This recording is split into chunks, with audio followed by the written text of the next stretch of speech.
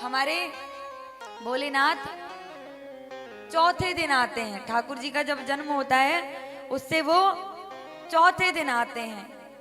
हमारे बाबा आए, बाबा भोलेनाथ द्वार पर आए, दरवाजा खटखटाया, मैया द्वार पर आई।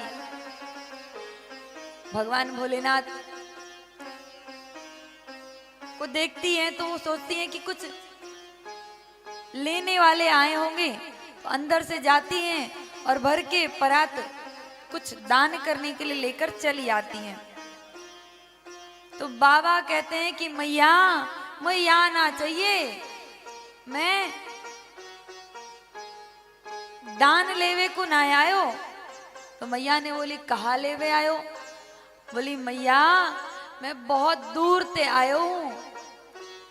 मेरे महाराज जी ने कही कि यशोदा मैया को लाला भयो है, जाके वह लाला को दर्शन कर ले और खूब सारा आशीर्वाद दे के आ। मैया मैं तो लाला को दर्शन के ताए आयो हूं। और जब मैया ने बात सुनी तो उनके शरीर को एक बार देखा कि गले में सांप लटक रहो, कानन में बिच्छू लटक रहो, हाथन में बाजू बंद की जो औरतें पहनती वहां पर भी सांप लटक रहो,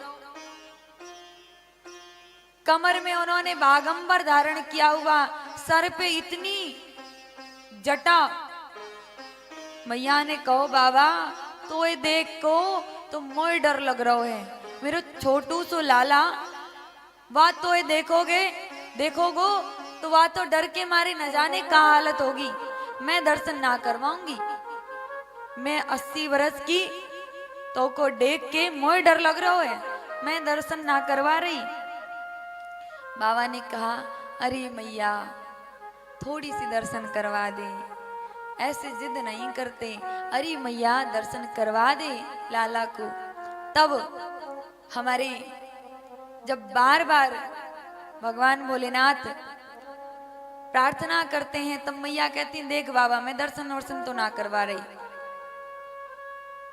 भगवान भोलेनाथ कहते हैं मैया अगर दर्शन ना करवाएगी तो मैं यहीं बैठ जाऊंगा, कबहू तो लेके आएगी द्वार पे।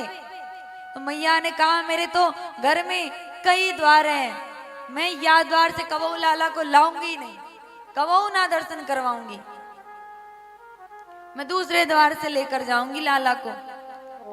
भगवान भोलेनाथ वहीं बैठ जाते हैं, मैया अंदर चली जाती हैं। पूरी रात्रि बीत जाती है, बार बार निवेदन करते हैं भगवान भोलेनाथ।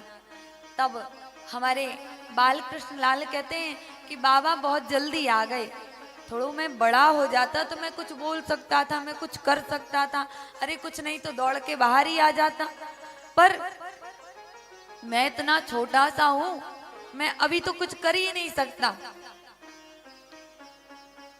बाबा ने कहा कि अब आप जानो प्रभु, मुझे तो आपके दर्शन चाहिए। ठीक है। सुबह होते ही कन्हैया रोना प्रारंभ करते हैं, रोते रोते रोते रोते मैया बहुत प्रयास करती है, उन्हें लगता है दूध पीना होगा, भूख के मारे रो रहा होगा, प्यास के मारे रो रहा होगा, बड़ा प्रयास करती हैं। लेकिन जब उनका रोना बंद नहीं होता तब तक एक पड़ोस से गोपी आ जाती है, तो कहती अरे मैया लाला काहे को रो रहे है? तो यशोदा मैया कहती है न जाने क्यों रो रहा है, समझ में नहीं आ रहा है, दूध भी पिवाए दियो, पानी भी पिवाए दियो, मोए लगो कि आपको पेट में दर्द है रो है तो औषधि भी खवा दियो, न जाने काहे को रो रहे है। तब हमारे गोपी ने कहा कि हो सकता है लाला को देखवे की ताई बहुत सारे लोग आए थे, नजर लग गया होगा, ऐसा करो कि इनकी नजर उतरवा दो। हमारे यशोदा मैया ने कहा कि नजर उतारने वाला तो मैं किसी को जानती नहीं, गोपी तुम जानती हो तो बुला लो। गोपी कहती है ठीक है, और वो निकलती है वहां से। जब निकली द्वार पे ही उन्होंने देखा कि भगवान भोलेनाथ, देखने में ही अघोरी, ऐसा लग रहा था कि ये नजर उतार सकते हैं। तो भगवान भोलेनाथ से कहा कि नजर उतारने आता है क्या?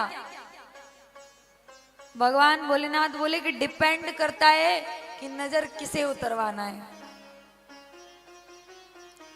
अगर साधारण इंसान को उतरवाना है तो मुझे नहीं आता। तब हमारे गोपी ने कहा, रे यशोदा मैया को, लाला को नजर लग गो है। हमारे भगवान भोलेनाथ कहते हैं, हाँ हाँ तब तो नजर उतारने आता है। और वो गोपी अंदर लेकर जाती है और भगवान भोलेनाथ को देखकर यशोदा मैया सर पकड़ लेती है, या ही आयो है कल ते और आज से मेरो लाला रोवे लगो। तो गोपी कहती, अरे नाना मैया या नजर उतारना जानतो है और ये नजर उतार देगू लाला को। तो यशोदा मैया कहती है कि ठीक है, तो दूर ही से उतारना, मैं दूंगी नहीं तुम्हारे गोद में। तो भगवान भोलेनाथ कहते हैं, ऐसे कैसे चलेगा मैया, अरे नजर उतारने के लिए तो मेरे गोद में देना ही पड़ेगा लाला को। मैया कहती, अच्छा अब मोई नजर लग जातो तो? बोले ना ना मैया, लाला को मोह दे दो, मैं नजर उतार दूंगा। ठीक है, मैया ने लाला को भोलेनाथ की गोद में दिया और जैसे ही गोद में दिया लाला चुप है गए। मैया को लगा अरे वाह, तुरंत ही अपने गोद में ले लिया। फिर लाला रोना प्रारंभ करते हैं, फिर भगवान भोलेनाथ ने लिया, फिर मैया ने ले लिया। ऐसे 2-3 बार किया तो मैया भोलेनाथ ने कहा, मैया तनिक देर मेरी पास छोड़ो तो सही, मैं पूरे मंत्र बोलूं तो सही, एक नजर निहारूं तो सही। जैसे ही लाला रो वो बंद करते है तो ले लेती है। यशोदा मैया से लाला को अपने गोद में लेकर भगवान भोलेनाथ खूब निहारते हैं, उस ठाकुर के उस बाल रूप का दर्शन करते हैं। और जाते वक्त मैया से दक्षिणा के रूप में कहते हैं, मैया मैंने नजर उतारे हैं तो दक्षिणा तो चाहिए ना। और दक्षिणा में मैया मुझे लाला को जो स्नान करवावे, वही जलते जिस जल में ठाकुर को स्नान करवाती, उसी जल से मेरो स्नान करवा दियो प्रतिदिन। और आज भी जब आप गोकुल में जाएंगे तो नंद महल में भगवान भोलेनाथ का एक मंदिर है और उस मंदिर में प्रतिदिन जो ठाकुर को स्नान करवाया जाता है उसी जल से उनका स्नान होता है। इस प्रकार हमारे भगवान भोलेनाथ को ठाकुर जी ने दर्शन दिया